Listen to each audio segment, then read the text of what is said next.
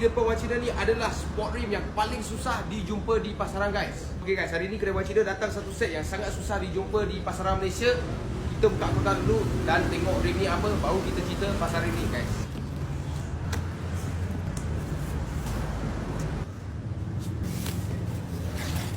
Guys, inilah rupa rimnya, rim untuk kereta Peugeot. So kita cerita pasal spek dia dulu, baru kita cakap kenapa dia sangat-sangat rare. Okay, so spek dia adalah 17x7.5 offset 25 guys, 4x108 PCD dia.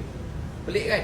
Special kan? Tak pernah dengar kan? Okay, inilah kenapa dia rare, sebab PCD 4x108 dari Peugeot ini sangat kurang demand ataupun sangat kurang orang yang cari rim ni. Kebanyakan orang tak tukar rim. Tetapi hari ini ada juga customer yang nak cari rim ni dengan Wan Cina ataupun dengan kedai lain lah. Okay, kita nak juga stok satu set ataupun berapa set lah yang ada, kita ada lah. So inilah rupa rimnya. Nampak macam baru punya design. Jari dia sampai hujung, pasang kat kereta nampak besar lagi. Ini adalah 17 inci, pasang macam 18 inci.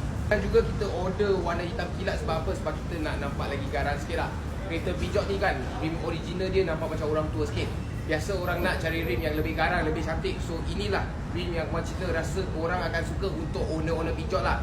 So itu sahaja untuk video kali ini. Kita tak payah cakap banyak sebab kita nak review sikit tentang rim yang baru sampai kedai Wan Cina ni. Kalau korang suka video kali ni, tolong like, share dan komen dekat bawah apa yang korang nak tengok. Macam biasa, cari rim, cari Wan Cina. Thank you guys.